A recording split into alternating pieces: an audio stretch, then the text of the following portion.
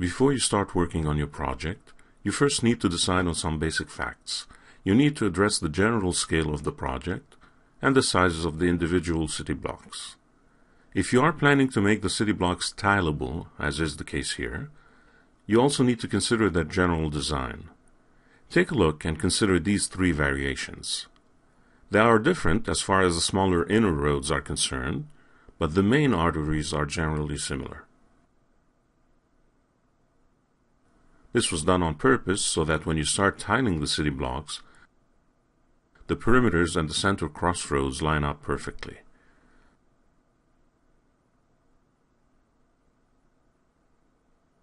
Also, the symmetrical nature of the perimeters and central axes work equally well if the city blocks are rotated in increments of 90 degrees.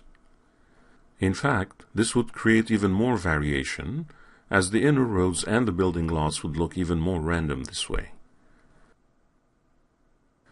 Of course, you still need to learn to build these city blocks, and you'll be starting from scratch. Each one of these city block squares are 300 by 300 meters, and you will use these dimensions in your project. Open or reset 3ds Max to start a new project. Typically, the first thing you'd want to do is set up your scene units under Customize Units Setup. For this project, set your system unit setup to feet instead of the default inches. There are a couple of reasons for that. First, this is a large-scale scene that will span to hundreds or even thousands of feet. You probably won't need accuracy down to an inch. More importantly, we may be using the scene at a later time for some Autodesk Revit interoperability.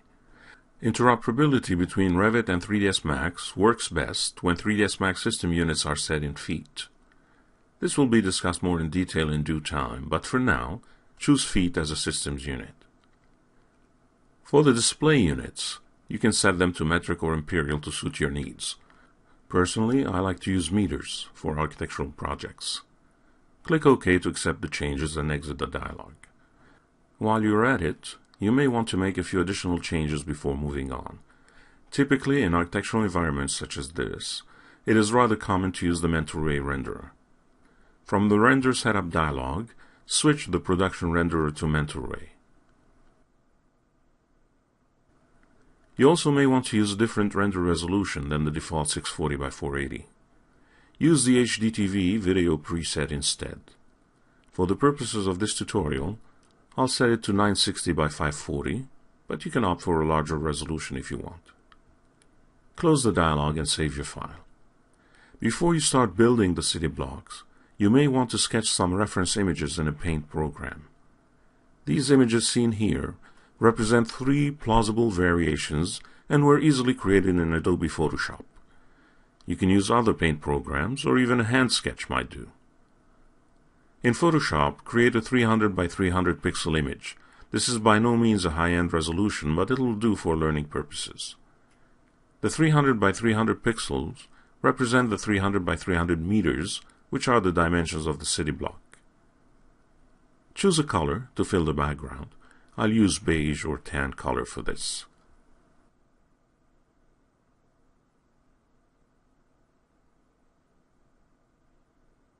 Set guidelines at the center of the image by dragging the horizontal and vertical rulers. Create a new layer and switch the color to black or dark gray. Using the Selection tool, select the whole drawing. You are about to draw the perimeter roads. The perimeter roads are 3 lanes wide on each traffic side. A lane is typically about 3.5 meters wide, or about 12 feet. 3 lanes are therefore about 10.5 meters wide, represented by 10.5 pixels. Since you can't really draw half a pixel, you round it up to 11 pixels. From the Edit menu, choose Stroke. Specify a width of 11 pixels and a location to the inside of the selection, and then click OK. Click outside the image to cancel the selection. Next, you'll work the center axis roads. Create a new layer between the perimeter and the background. Change the main color to medium to dark blue. Select the Brush tool and change the palette to square brushes. The central roads are 2 lanes wide in each direction, so that's 4 lanes in total. A total of 4 lanes translate in a 14-meter wide artery.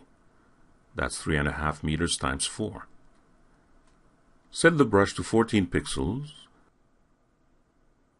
and then choose the Pen tool. Click a point to the left of the image on the horizontal guideline. Hold Shift to draw a straight line and click a point to the right of the image.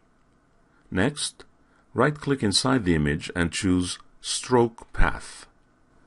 Ensure it is set to brush mode so it can read the brush adjustments you made earlier, and click OK. Right-click again and choose Delete Path. Repeat the procedure for the vertical main center road.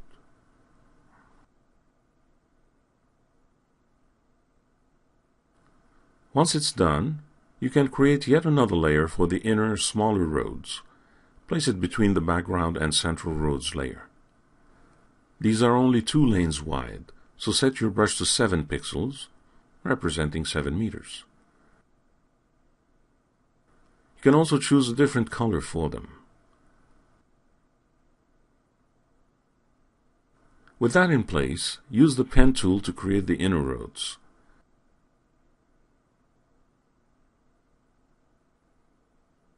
Make sure you delete a path after you're done with it, otherwise you're just extending an existing path.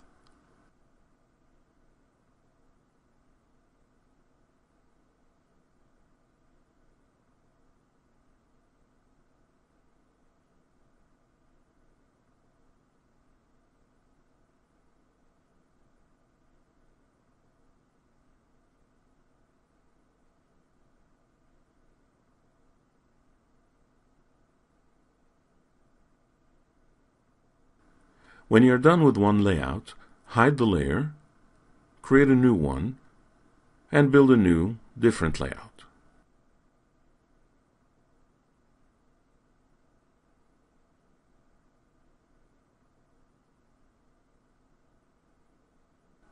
The more layouts you create, the more variation your cityscape will have, but for this project, we'll stick with 3. If you'd rather do more, by all means, feel free.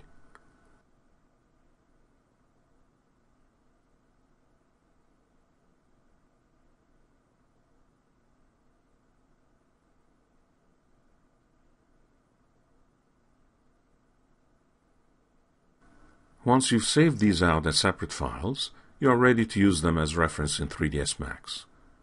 This is what you do in the next movie.